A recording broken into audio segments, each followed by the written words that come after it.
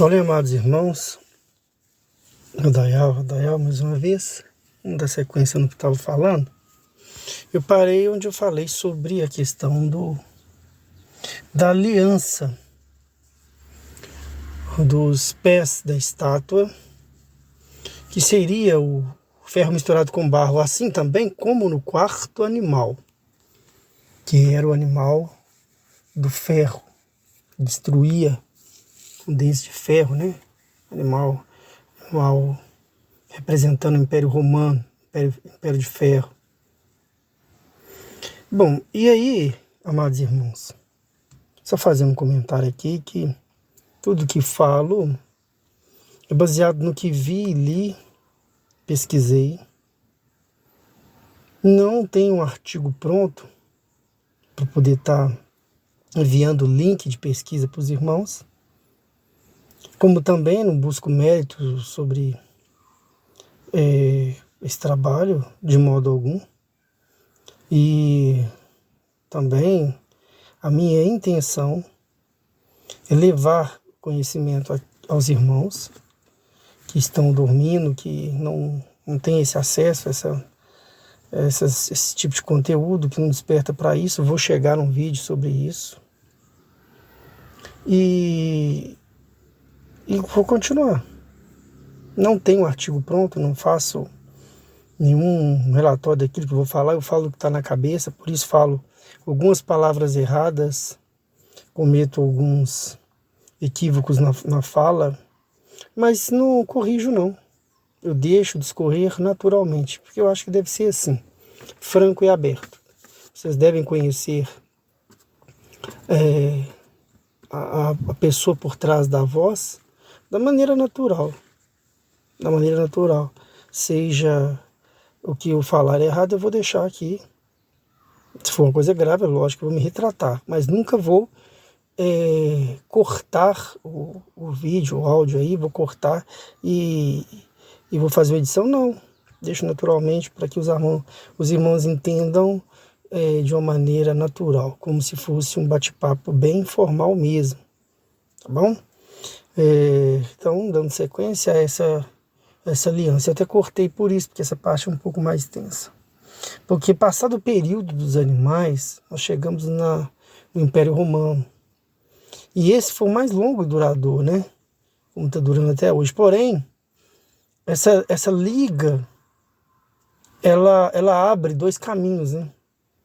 Porque era uma liga, porque estavam juntas no princípio, mas não se uniam totalmente. Esse casamento que era dentro do Império Romano, surgiu a religião. E eu falo desde já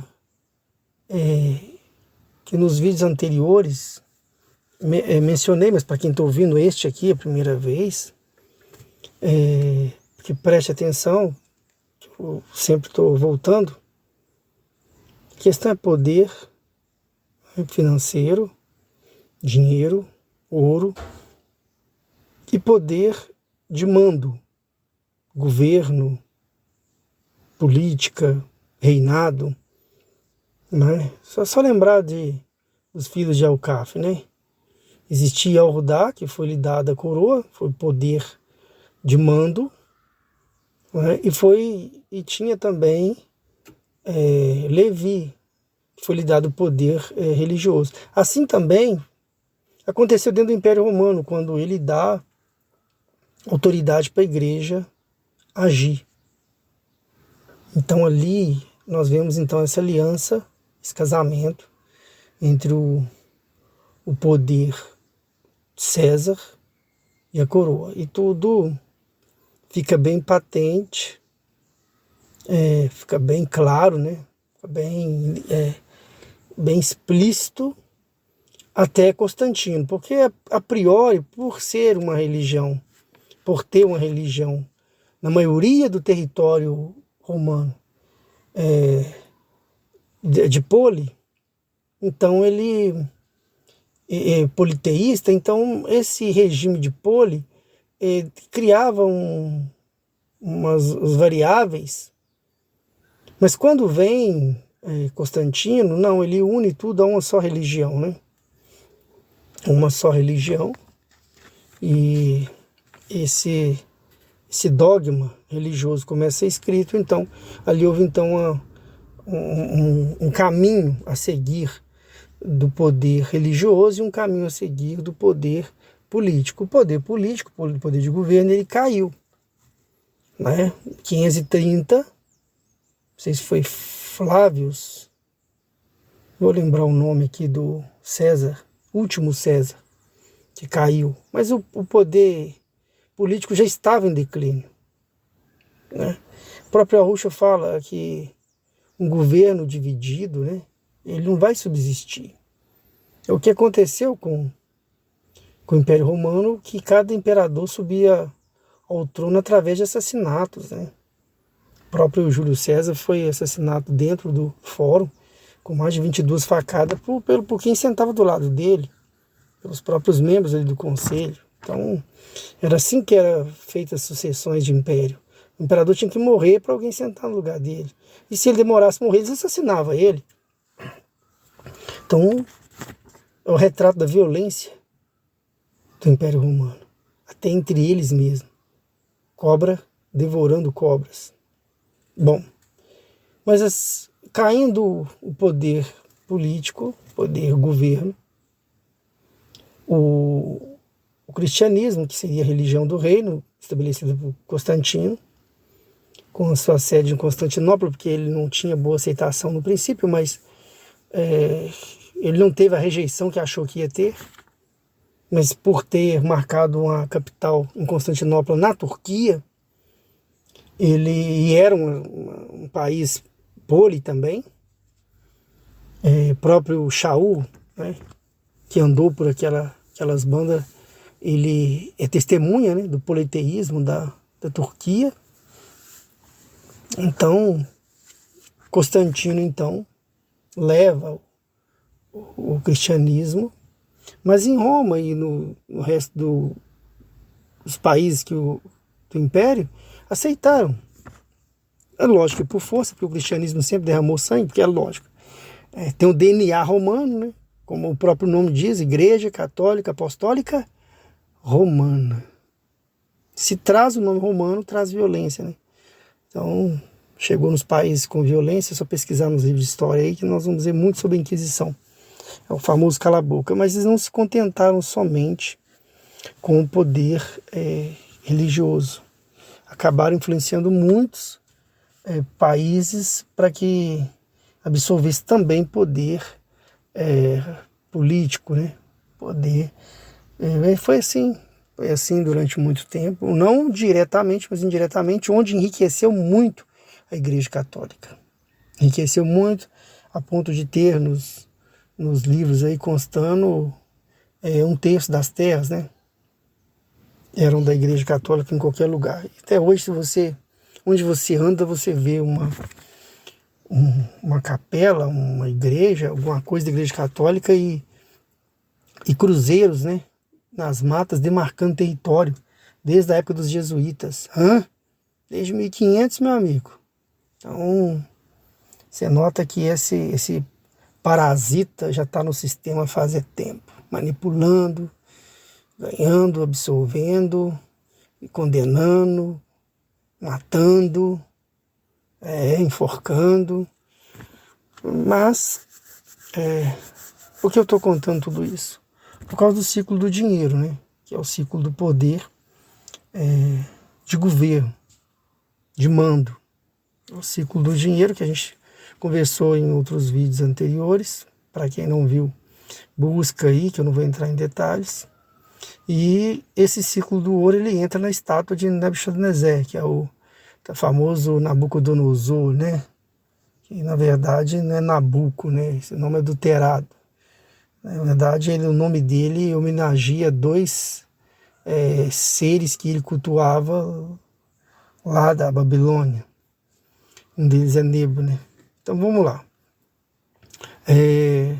Então esse ciclo do ouro, ele também segue essas etapas, esses períodos, como foi o caso do dos animais, que eram ciclos, eram períodos de governo do Império.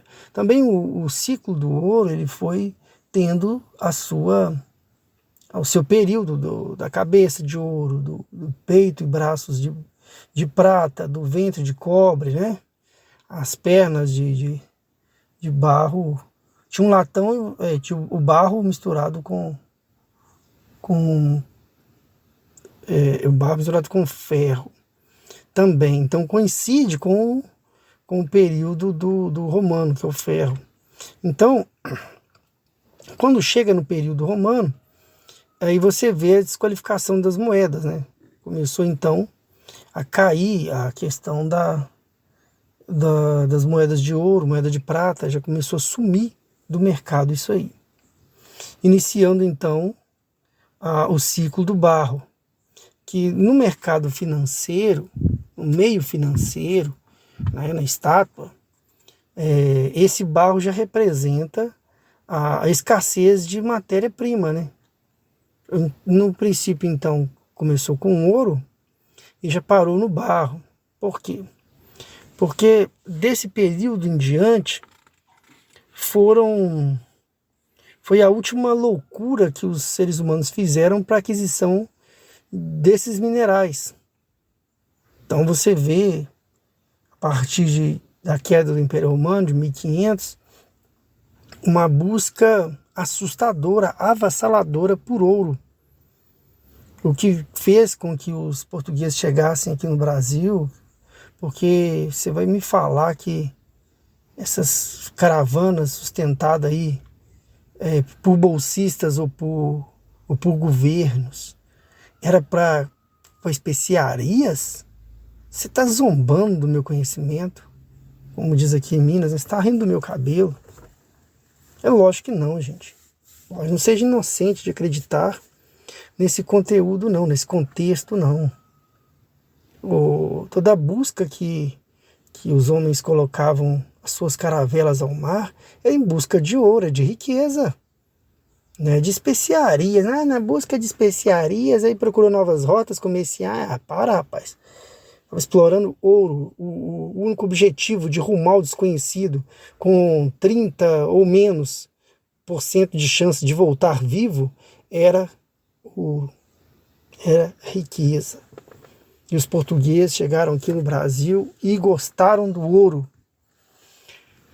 E não só aqui, né? Porque nós temos as expansões comerciais entre aspas, né? Porque o comércio mesmo era para exploração de ouro, como eu disse.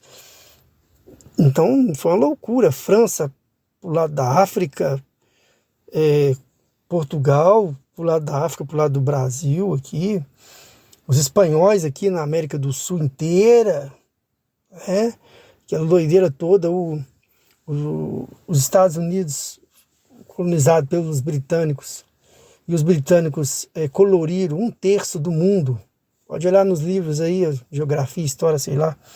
Você vai ver que 1/3 do mundo foi colonizado pelos ingleses. Então a busca pelo dinheiro aí, pelo ouro era absurda, o controle, né? Isso levou algumas guerras, levou algumas batalhas, piratas, aquele negócio todo, a gente sabe disso. E as coisas foram ocorrendo dentro desse último, né, ciclo aí, porque de repente, puf, parou. Ninguém mais viu ouro. Ninguém mais achou ouro. Acabou-se. Ninguém fala mais no ouro. Isso aí durou praticamente 1000 anos, né, essa loucura pelo ouro. Aí depois, puf, acabou o ouro. Ninguém mais toca assunto de ouro. Então, com isso, surgem os bancos. No passado, antes dos bancos, havia os credores, né? Como é que funcionava isso? Não sei se alguém... Quem já sabe, ignora. Quem não sabe, presta atenção. Vamos pegar um país pequeno igual a Holanda, né? A Holanda via os grandes, Portugal, Espanha, Inglaterra, tudo jogar as caravelas no mar e saíram explorar. Eles queriam também participar disso aí. Então, eles começaram a fazer expedições também, mas o governo holandês era assim, eu falo holandês, mas também tem vários países, como Escócia, né? Vários outros países aí que tentaram fazer isso também. Itália, Alemanha. Mas vamos pegar aí o exemplo que está sendo dado aí. Então vai lá, os holandeses, colocam as caravelas no mar e sai para explorar também. Só que isso tinha um custo muito elevado, mesmo que eu disse no começo. Por volta de 30% só conseguia retornar, o resto afundava no mar, ficava sem comida, se perdia no caminho e por aí vai. E então os recursos esgotavam. Então eles criaram então na Holanda, foi criado na Holanda, por isso que eu peguei ela como exemplo, os credores. O que o governo fez? O governo foi até os nobres e a população, abriu para a população e falou, olha, eu tenho uma expedição para fazer, tenho uma sondagem aqui no local, mas eu preciso de um certo valor para bancar, para custear isso aí. Então ele começava a vender cotas do que encontrasse lá. Então quem ajudava a custear essa investidura aí tinha uma cota nos lucros. E foi aí que, e isso tudo na casa, lá na Holanda, na Europa em si, nessa época, as famílias nobres, elas tinham um brasão na fachada da casa. E quem teve essa ideia, um nobre que teve essa ideia, o brasão da família dele era bolsas.